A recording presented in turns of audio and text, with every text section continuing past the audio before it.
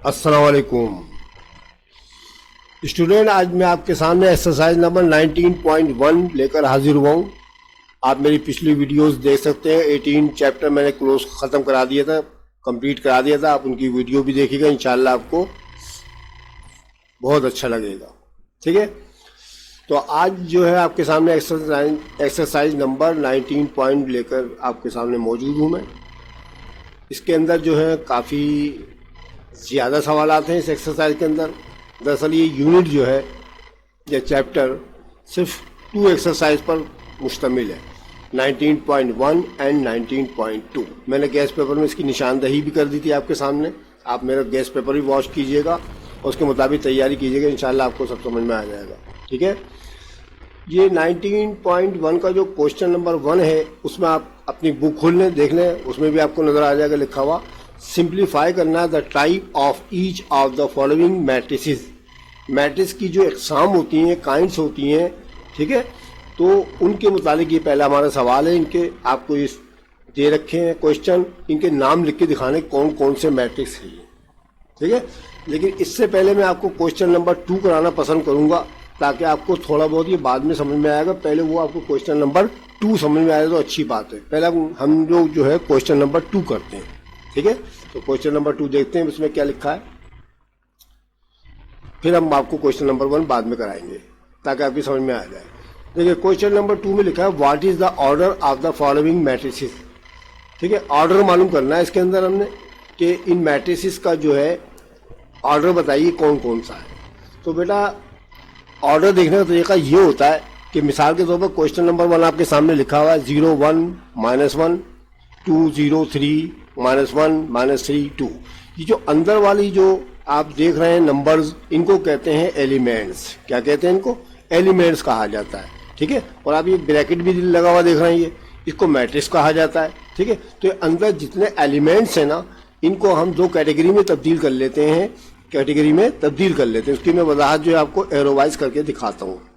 ठीक है, देखिए बेटा, ये जो है आप देख रहे हैं कि अगर मैं लेफ्ट से राइट की तरफ जाऊं, ये यहाँ ऐसे इस तरह से करके, ठीक है, तो मैंने आपको 3 लाइनें खींची है ना, ये कहलाती है रो नंबर 1, जिसको मैं R1 से जाहिर करूंगा। कैसे जाहिर करूंगा? R1 से मैं आपको लिख के दिखा देता हूँ बाकायदा। ये कहलाएगा R1, पहली रो को कहते हैं R1, यानी रोल नंबर 1। ये तो हो गया आपकी रोल नंबर 1 ये वाली। ठीक है, ये मैंने मिला दी इसके साथ। और ये रोल नंबर 2 कहलाएगी, यानी R2। ठीक है, और ये तीसरी वाली जो है कहलाएगी R3। क्या कहलाएगी? R3। ठीक है, जगह की कमी की वजह से मैं आपको ये देखिए मेरे सामने एरो लगा दिए आपके, ताकि आपको समझ में आ जाए। ठीक है, अगर आप लेफ्ट से राइट की तरफ जाएंगे तो ये रो कहलाती है। तो इसका मतलब इसके अंदर R1 R2 R3 3 रोज हैं इसके अंदर। अब अगर मैं ऊपर से नीचे की तरफ आऊं, इस तरह से करके, तो ये कहलाता है कॉलम। ये कहलाएगा कॉलम नंबर 1 C1। क्या कहलाएगा? C1। और ये कहलाएगा कॉलम नंबर 2 C2। ठीक है, और ये कहलाएगा column number 3 C3, column number 3। ठीक है, ये दोनों चीजों की वजाहत करने के बाद मैं आपको इसका ऑर्डर बनाने का तरीका बताता हूँ। ठीक है, अब आप देख लें, ऑर्डर बनाने का तरीका ये होता है कि आप इसके अंदर रो की तादाद देखें, नंबर ऑफ रोज देखें कितनी है इसमें। ठीक है, अब मैं नए सिरे से आपको फिर बता देता हूँ, इसको खत्म कर देता हूँ। ठीक है, अब इसके अंदर फिर बताते हैं आपको कितनी रोज है, कितने कॉलम है इसके अंदर। ठीक है, तो देखते हैं। देखिए बेटा, ये रो नंबर 1 आ गई आपकी, ये रो नंबर 2 आ गई, और ये रो नंबर कितनी रोज हो गई? 3। तो पहले आपको ऑर्डर में नंबर ऑफ रोज लिखनी पड़ती हैं। ये लिख दी मैंने 3, ये लिखी है आपके सामने 3। इसी तरह कॉलम भी लिख रहा है 1 2 और ये 3 कॉलमों की तादाद। ये नंबर ऑफ कॉलम जो है आपको बाद में लिखने पड़ते हैं, बीच में आपको क्रॉस का निशान डालना पड़ता है। 3/3 कहलाएगा ये। तो इसका ऑर्डर जो हो गया 3/3, यानी कोई पूछे आपके 3/3 का मतलब क्या, तो आप बोल दीजिएगा कि 3 रोज हैं और 3 कॉलम इसके अंदर, इसलिए 3/3 कहलाएगा। ये इसका ऑर्डर कहलाता है। समझ में आ गया? उसके बाद क्वेश्चन नंबर 2 में देखें आप, इसमें देखें कितनी रोज हैं सर? 1 2 3। तो नंबर ऑफ रोज पहले लिखना आपने, 3 आ गई। और कॉलम कितने इसके अंदर? 1 2। तो इस मैट्रिक्स का जो ऑर्डर कहलाएगा 3/2 कहलाएगा, ठीक है, 3 रोज एंड 2 कॉलम्स। समझ में आ गया। इसमें क्वेश्चन नंबर 3 के अंदर देखें, इसमें कितनी रोज है, पहले रोज देखनी पड़ती है, याद रखिएगा। ये 1 और ये 2, तो हमने 2 पे ले दिया, ठीक है, 2 आगे इसकी रोज की नंबर्स, और इसके बाद कॉलम गिने आप कितने कितने, 1 2 और ये 3, तो इसका ऑर्डर कहलाएगा 2/3 कहलाएगा। समझ में आ गया आप लोग। इस तरह करना है, आप देखिएगा बिल्कुल क्लियर। अब मैं नीचे वाले चौथे सवाल की तरफ चलता हूँ, आपके ऊपर कर देता हूँ कुछ थोड़ा सा। चौथे सवाल में देखें बेटा, इसके अंदर भी आप देखें कितनी रोज है, तो उसमें भी मैं आपको निशान लगा के दिखा देता हूँ। ये देखें, ये आ गई रो नंबर 1, रो नंबर 2 और ये रो नंबर 3, तो 3 पर पहले लिखेंगे आप यहाँ पर, ठीक है। और कॉलम कितने, कॉलम तो सिर्फ ओनली 1 है, तो इसलिए 3/1 इसका ऑर्डर आ गया, ठीक है। अच्छा, 5 क्वेश्चन के अंदर आप देख रहे हैं कि रो भी एक ही है और कॉलम भी एक है, तो इसलिए 1/1 लिख सकते हैं इसको, ठीक है। भले 0 की जगह यहाँ पर कोई नंबर भी दे दिया जाए, मिसाल के तौर पर जैसे आपको 2 दे दिया जाए और आपको ये मैट्रिक्स का निशान बना के दिखा दिया जाए। इसका देख रहे हैं आप, एक रो है और 1 कॉलम है, तो इसलिए 1/1 इसका भी कहलाएगा। सही है, समझ में। तो इस तरह से करते हैं। एक सवाल में एक तो अपने पास से मिसाल आपको बयान करके दिखा रहे हैं, जैसे 3 लिख दिया मैंने और 2 लिख दिया, 4 लिख दिया, 6 लिख दिया, 1 7 4 और 1, ठीक है। अब मुझे इसका ऑर्डर मालूम करना है। अब आप बताएं कितना ऑर्डर बनेगा इसका। अब तो आप इजीली बता सकते हैं ना। पहले नंबर ऑफ रोज गिन लीजिए, 1 2 3 और ये 4 रोज आ गई। पहले आप 4 लिख दीजिए, 4, ठीक है। मल्टीप्लाई का निशान या क्रॉस का निशान डाल दें। अब इसके अंदर कॉलम देखिए कितने, 1 और 2, ले भाई आगे जवाब आ गया, ठीक है। तो ये कहलाता है आपको ऑर्डर मालूम करने का तरीका। अब हम आते हैं ऊपर के सवाल की तरफ, फिर अब आपकी समझ में आएगा, ठीक है। पहला सवाल अब आपकी समझ में आने वाला है। पहले सवाल पे ले आते हैं भाई। देखिए बेटा, यहाँ सिंप्लीफाई करना है type of each following matrices. तो आप ये देख रहे हैं, इसका ऑर्डर देखें कितना है सर। इसका ऑर्डर सर, इसके अंदर 2 रोज और 2 कॉलम है सर। भाई 2 रोज और 2 कॉलम है ना, एक रो ये एक रो ये, ठीक है, और एक कॉलम ये एक कॉलम ये। तो इसका ऑर्डर तो 2/2 होगा ना। कितना होगा, 2/2, 2/2 हो गया।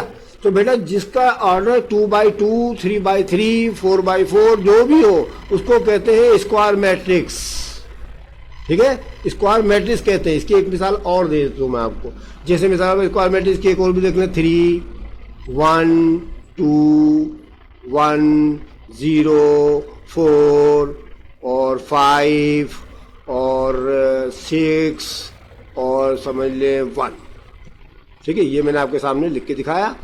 अब आप देखें इसके अंदर एक रो ये रही, ये हो गई, एक ये हो गई और एक ये हो गई। ये 3 रोज हो गई और 3 कॉलम हो गया। तो इसको कहते हैं स्क्वायर मैट्रिक्स, जिसमें रो और कॉलम की तादाद बराबर हो, यानी 3/3, 2/2, ठीक है। तो उसको कहते हैं स्क्वायर मैट्रिक्स। समझ में आ गया। अब आया समझ में आपकी स्क्वायर मैट्रिक्स किसे कहते हैं, जिसका ऑर्डर बराबर होता है, यानी रोज और कॉलम की तादाद बराबर हो। अब दूसरे में देखें क्या लिखा हुआ है, 3, पहले को खत्म कर दें पुराने को, ये खत्म। 2 में लिखा है आपकी किसके अंदर 3 - 1 4। अब आप एक बात पे गौर करें, इसमें आपको रो देखे कितनी है सर। इसमें रो तो लिखी हुई नजर आ रही है सर हमको। सर ये 3, एक हो गई, एक ये रो ये हो गई, एक ये हो गई, तो 3 हो गई सर। ये तो कॉलम बताइए कितने सर, कॉलम तो एक ही है, ठीक है ना। तो बेटा जिसके अंदर रोज की तादाद तो डिफरेंट हो लेकिन कॉलम एक ही हो, तो उसको कहते हैं कॉलम मैट्रिक्स। इसको कॉलम मैट्रिक्स कहेंगे, ठीक है, कॉलम मैट्रिक्स कहेंगे। जैसे मिसाल में एक और मिसाल देता हूं, जैसे 1 और 2, ये आपको एक सवाल ये दे दिया गया, जैसे मैंने ये दे दिया। लेकिन रोज की तादाद 1 2, कॉलम तो एक ही है ना, इसके अंदर कॉलम तो एक ही है ना, इसको कॉलम मैट्रिक्स कहेंगे। इसमें रोज की तादाद 2 है, इसमें 3 थी, ठीक है ना, तो चुनाचे इसको कॉलम मैट्रिक्स कहेंगे। अब तीसरे में आ जाए। अब यहां देखें -2 0। अब देखें इसमें रोज की तादाद कितनी है सर, इसमें तो रोज की तादाद 1 है और इसमें कॉलम कितने 2 हैं। तो 1 और 2 एक जैसे तो नहीं होते ना, तो चुनाचे को इसका नाम रखते हैं रो मैट्रिक्स। इसका नाम होता है रो मैट्रिक्स, जिसमें एक ही रो हो उसको रो मैट्रिक्स कहते हैं, जिसमें एक ही कॉलम हो उसको कहते हैं क्या, कॉलम मैट्रिक्स। दोनों आगे समझ में, ऑर्डर का चक्कर चल रहा है सबका सब यहाँ पर। अब देखते हैं नीचे वाला सवाल, चौथा सवाल देखते हैं क्या चीज आ गई भाई। जरा ऊपर कर लेते हैं इसको थोड़ा सा ऐसे करके। देखिए 4 सवाल में देखिए, अब यहाँ पर एक बात तो गौर करें आप, है तो ये स्क्वायर मैट्रिक्स, ऑर्डर तो बराबर है इसका, लेकिन यहाँ पर आप देख रहे हैं कि इसके अंदर एक सिंबल है लैम्डा और लैम्डा, ये दोनों एक सही है ना, ये दोनों एक से, बाकी जो इसके एलिमेंट है 0 0 लिखे हुए आपके सामने, ठीक है। तो चुनाची दोनों को दोनों सेम है ना, हम इसकी जगह ए और ए भी लिख सकते हैं, इसकी जगह 2 और 2 भी लिख सकते हैं, यानी सेम है दोनों के दोनों। मतलब क्या बताने का है, मतलब ये है कि दोनों के दोनों, ये बेटा मैं आपको एक चीज बता दूं, ये ए कहलाता है पहली रकम, ये क्या कहलाती है, ए, मैं आपको लिख के दिखा देता हूँ, ये कहलाती है ए पहली रकम, अभी बहुत काम में आएगी आपके बाद में चीजें। और ये बी कहलाती है, और ये सी कहलाती है, और ये डी कहलाती है। 4 चीजें हो गई हमारे पास है ना बेटा, 4 चीजें हो गई। ये जो चीज है ना ये बेटा, ये डायगोनल कहलाता है। क्या कहलाता है, डायगोनल। तो डायगोनल में अगर एलिमेंट एक जैसे हो तो उसको कहते हैं स्केलर मैट्रिक्स, ठीक है, डायगोनल। मिसाल के तौर पर एक और मिसाल देते हैं, जैसे 3 0 0 3, ये ले जी, ये भी आपका क्या कहलाएगा, स्केलर मैट्रिक्स कहलाएगा।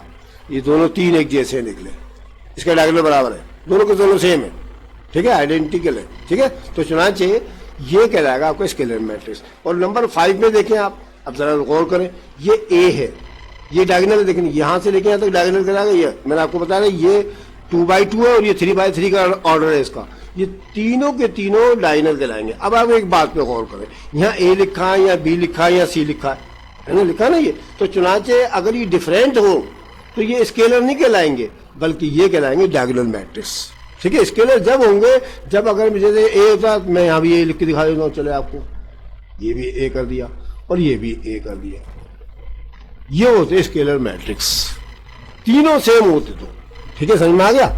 तो इस तरह से आपको ये टाइप बतानी थी, तो ये मैंने आपको टाइप बता दी इसके अंदर, ठीक है बेटा। तो ये आपके क्वेश्चन नंबर 1 और 2 मैंने क्लियर कर दिए, आप इनकी प्रैक्टिस कीजिएगा।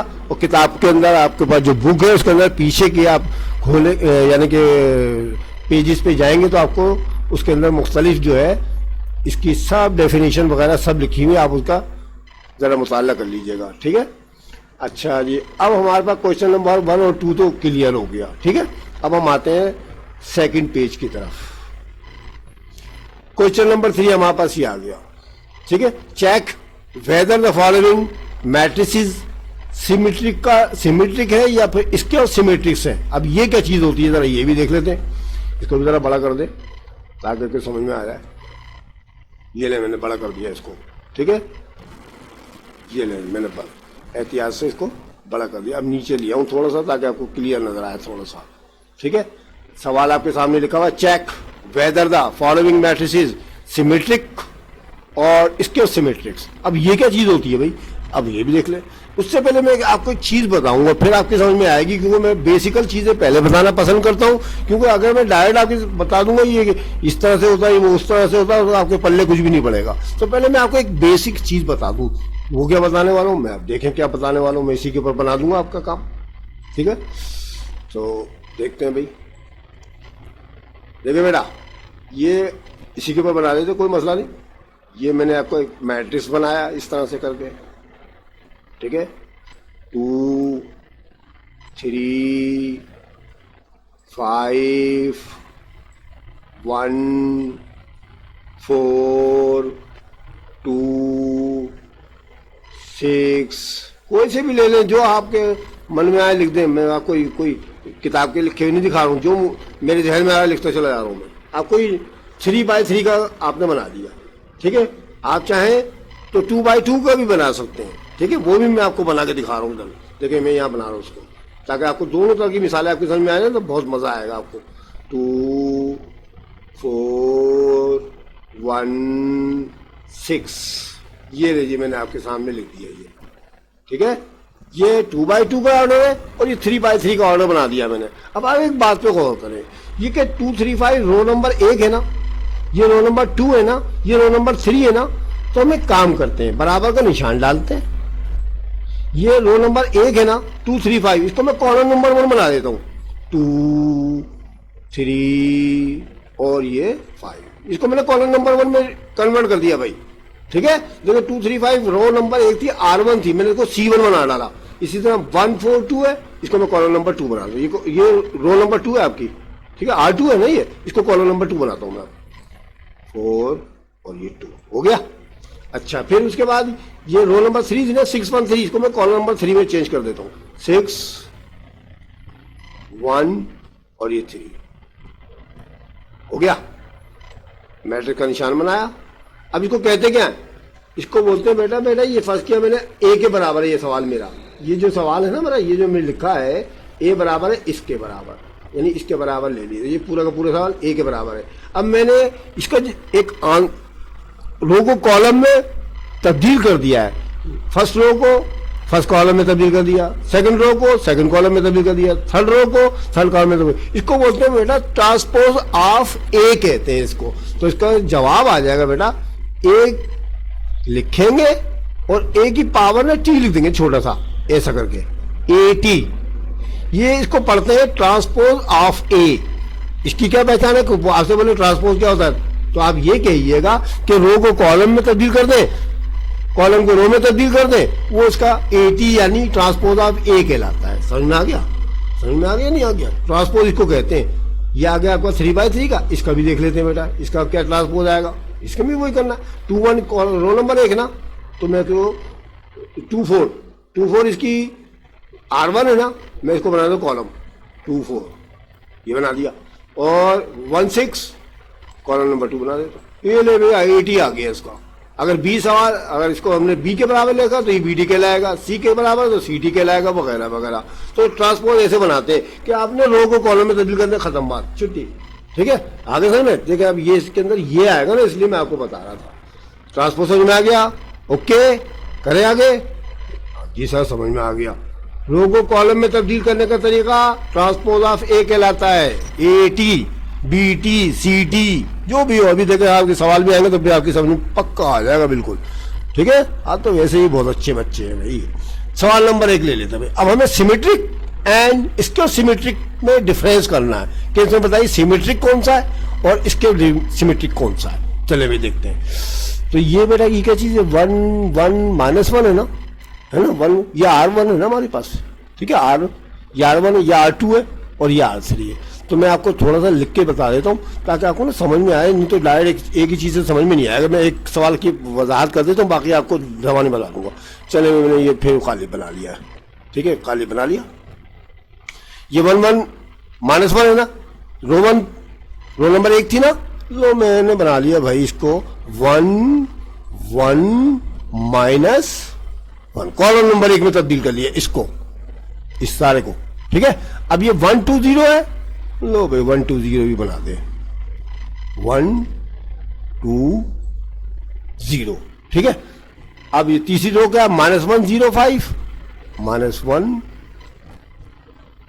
0 5। ठीक है, ये बना दिया ना मेरी। ये रोल नंबर 1 थी, ये मैंने कॉलम नंबर 1 बना दिया। ठीक है, और ये रोल नंबर 2 थी मेरी, ये वाली, इसको मैंने कॉलम नंबर 2 बना लिया। और ये रोल नंबर 3 थी, इसको मैंने कॉलम नंबर 3 बना लिया। अब जरा एक बात गौर करें, ये 1 1 -1 मैंने बना, ये 80 है, मैंने आपका ट्रांसपोज ऑफ ए बना चुका हूं, देख ले, मैंने रो को कॉलम में तब्दील कर दिया। अब आप एक बात पे गौर करें, ये और ये दोनों इससे नहीं है क्या, बस देखो ना, 1 1 -1 1 1 -1 दोनों बराबर, 1 2 0 1 2 0 -1 0 5 -1 0 5, दोनों तो एक सही है। आपने रो को कॉलम में तब्दील कर दिया, फिर भी वैसे के वैसे लिखे नजर आ रहे हैं। तो भाई सेम लग रहा है ना, ये बिल्कुल सेम लग रहे हैं। तो यानी ए और ए टी बराबर है दोनों को। तो बेटा सामने लिख भी दिया मैंने, ए का ट्रांसपोज बराबर एक ही होता है, तो इसको बोलते हैं सिमेट्रिक। इसको बोलते हैं सिमेट्रिक, जिसका ए और ए का ट्रांसपोज बराबर हो। यानी अगर आप रो को कॉलम में तब्दील कर लें, रो को कॉलम में तब्दील करने के बावजूद सवाल वैसे का वैसे ही आ जाए, यानी ये वाला आपकी ये कंडीशन जो है ना, ये वाली फिर दोबारा वैसी की वैसी आ जाए और वो ट्रांसपोज बनाने के बाद आए, तो उसको कहते हैं सिमेट्रिक। आया समझो, यानी कि पहचान है ए = ए ट्रांसपोज या ए टी के, दोनों सेम है। देख ले, मैंने आपको दायरे में लिख के दिखा दिया। मैंने देखे बता दिया था, मैंने फिर बता को एक ही सवाल की वजाहत कर लूँ मैं कि ये रो नंबर 1 थी ना, मैंने कॉलम नंबर 1 बना दिया इसको। ये रो नंबर 2 थी ना, कॉलम नंबर 2 बना दिया मैंने इसको। रो नंबर 3 थी, कॉलम नंबर 3 बना दिया। फिर उसके बावजूद भी दोनों एक सही लग रहे हैं। भाई दोनों एक सही लग रहे हैं ना कि 1 1 -1 ये लिखा हुआ है आपके सामने, 1 2 0 1 2 0 ये लिखा हुआ है, 1 0 5 ये लिखा -105 बिल्कुल सेम है ना। तो बेटा इसको कहते हैं सिमेट्रिक। नाम याद रहेगा ना। सिमेट्रिक में क्या होगा, ए टी और ए दोनों बराबर होंगे। ट्रांसपोज बनाने के बाद भी वही रहेगा।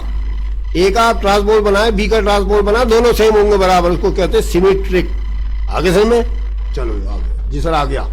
हम तो भाई आपको बेसिकल मजबूत कर देंगे ताकि आपको समझ में आ जाए कुछ थोड़ा सा। अब क्वेश्चन नंबर 2 पे नजर डालते हैं। ठीक है, अब ये 0 1 -2 है ना, 0 1 -2। अब मैं ये भी मुझे बना के दिखाना पड़ेगा, इसके बगैर समझ में नहीं आएगा क्योंकि इसका नाम है स्क्योमेट्रिक। वो क्या चीज होती है वो मैं आपको बताता हूँ। मेरी चले भाई इसको भी बना के दिखा देते थोड़ा सा ताकि आपको समझ में आ जाए भाई। चलो पहले तो बना लेते हैं हम इसके अंदर मैट्रिक्स का निशान ऐसे करके। ठीक है, अब इसका बनाना 0 1 -2 ये रो नंबर है क्या ना, मैं बना रहा हूं इसको। देखिए 0 1 और -2 ये मैंने बना दिया। ठीक है, रो को कॉलम -1 0 -1 0। ठीक है, -1 0 3 ये आ गया। अब इसको बनाते हैं 2 -3 0 कॉलम नंबर 3 होना 2 -3 और ये 0 आगे नहीं आ गया, आया। अब इसमें आपको डिफरेंट लगेगा। अब देखें दोनों डिफरेंट हो गए। हाँ ये जैसे नहीं लगेंगे जैसे मैंने ये वाला बताया था आपको। अभी जैसा नहीं कि तो इसका नाम था सिमेट्रिक। अब मुझे दूसरी चीज बतानी है इसके और सिमेट्रिक। ठीक है, तो चुनाव इसमें आप देखेंगे 0 तो 0 के बराबर है नहीं है, हो गया नहीं हो गया।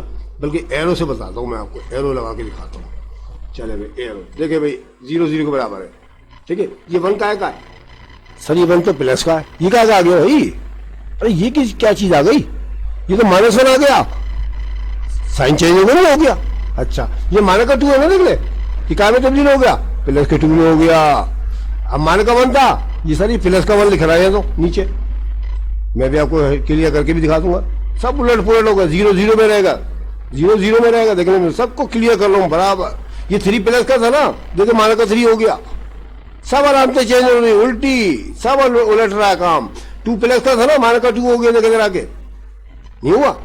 ये माइनस का 3 था, प्लस का 3 में चेंज हो चुका है। कॉलम को रो में तब्दील करने पर रो को कॉलम में 0 0 रहेगा। तो आपने गौर किया इस बात पर? आपने गौर किया? सर समझ में नहीं आ रहा था, बहुत से आपने निशान लगा दिए, पल्ले नहीं पड़ रही, तो मैं आपको क्लियर कर देता हूँ। ये खत्म कर दिए मैंने निशान। अब देखें 0 का आएगा, प्लस का है। 0 की तो वैल्यू नहीं होती बेटा, आप तो जानते कुछ 0 की वैल्यू नहीं। ये प्लस का 1 था ना, माइनस का 1 करना है आपने। माइनस का 2 था, प्लस का 2 करना है। माइनस का 1 प्लस का 1, 0 को छोड़ दें आप, 0 तो 0 ही रहेगा। प्लस का 3 था, माइनस का 3 मैंने अभी आपको पीछे करके दिखाया था। ठीक है 2, ठीक है माइनस का 2 करना पड़ेगा। ठीक है, और माइनस का 3 था, प्लस का 3 करना पड़ेगा, और 0 ऐसे ही रहेगा। तो इसको बोलते हैं बेटा, याद रखें कि ये जो साइन अगर उलट हो जाए ना, प्लस की माइनस में, माइनस की प्लस में, तो इसको कहते हैं ए का ट्रांसपोज बराबर है -a के। ठीक है, माइनस का निशान कॉमन लेना पड़ेगा इसके अंदर। माइनस का निशान कॉमन लेंगे ना तो आपके पास यही वाला सवाल आ जाएगा। ठीक है, माइनस का निशान कॉमन ले लेंगे तो आपको दोबारा यही वाला सवाल आ सकता है। ये तो इसको कहते हैं स्क्योमेट्रिक्स। तो इसकी पहचान क्या है? ए का ट्रांसपोज मालूम करेंगे तो वो माइनस के ए के बराबर होगा, यानी माइनस का निशान कॉमन लेना पड़ेगा आपको। ठीक है, तो इसको स्क्योमेट्रिक्स कहते हैं। अब आगे वाले भी बेटा यही सवाल है बेटे, मैं आपको करके दिखा देता हूँ थोड़ा सा। ये थोड़ा ऊपर कर दें, 173 देखिए 173 आ गया। 74 -5 74 -5 में तब्दील हो गया। 3 -5 6 ये आ गया। तो इसको सिमेट्रिक कहेंगे। 80 बराबर है 1 है। अब आगे ना ऊपर मैं आपको तफसीली तौर पर समझा दिया था। और 4 के अंदर क्या कहें, स्क्वायर है ना, तो देखें माइनस का 6 है ना। अब आपका ट्रांसपोज बनाएंगे ना, प्लस का 6 हो जाएगा ये खुद ब खुद। ठीक है, ये प्लस का 6 बन जाएगा, और ये प्लस का 4 था, माइनस का 4 हो जाएगा, माइनस का 6 प्लस का 6 हो जाएगा, प्लस का 7 माइनस का 7 हो जाएगा। माइनस का निशान कॉमन ले लेंगे तो बेटा आपको यही वाला इसका मैट्रिक्स आ जाएगा आपके पास। इसको सिमेट्रिक कहा जाता है। सही है, समझ गए? तो ये तमाम बातें मैंने आपको बेसिकली तौर पर बता दी, छोटी छोटी चीजें, ये एमसीक्यू क्विज में आएंगी आपकी ये। चले भाई अब आगे क्या है? अब आगे जो है बेटा क्वेश्चन नंबर 4 स्टार्ट हो रहा है मेरा। ठीक है, अभी क्योंकि मैंने आपको ये तफसील से आपको क्वेश्चन नंबर 1 और 2 तफसील से करा दिए, ठीक है, 1 और 2 करा चुका हूँ मैं आपको, तो आप इसकी प्रैक्टिस कीजिएगा, ठीक है। ये क्वेश्चन नंबर 4 और 5 में देख लेते हैं कितने हैं आगे हमारे पास सॉल्व हुए हुए, ठीक है। अगले पेज पे देख लेते हैं। क्वेश्चन नंबर ये हो जाएगा 6, इसके काफ़ी सवालात हैं, ठीक है, 6 सवाल इसके भी हैं। अगला सवाल जो करेंगे उसमें मल्टीप्लाई का, उसके भी 2-3 सवाल हैं। तो ऐसा करते हैं कि आप इनकी प्रैक्टिस कीजिएगा जो मैंने भी आपको करा दिया है, ठीक है। इंशाल्लाह अगली वीडियो के अंदर मैं आपको ये पूरे यहाँ तक ख़त्म करा दूंगा ये वाले, फिर अगले वाले सवाल करेंगे इंशाल्लाह, ठीक है। आप इसकी प्रैक्टिस कीजिएगा। अगर आपको मेरी वीडियो अच्छी लगी हो, समझाने का तरीका अच्छा लगा हो, तो उसको लाइक करना मत भूलें, अपने दोस्तों और साथियों को शेयर करें और बेल आइकन जरूर दबा दिएगा, क्योंकि मैं एक के बाद दिख रही इसकी वीडियो डालता रहूँगा, अपलोड करता रहूँगा। आप उनको वॉच करें, अपने दोस्तों साथियों को शेयर करते रहिएगा। अगर किसी बच्चे ने सब्सक्राइब नहीं किया मेरे चैनल तो सब्सक्राइब कर ले, बेल आइकन दबा दें, ठीक है। इंशाल्लाह अगली वीडियो में आगे के मजीद सवाल लेकर आपके सामने हाजिर होऊंगा। अभी मैंने आपको 1 और 2 करा दिया है, ठीक है।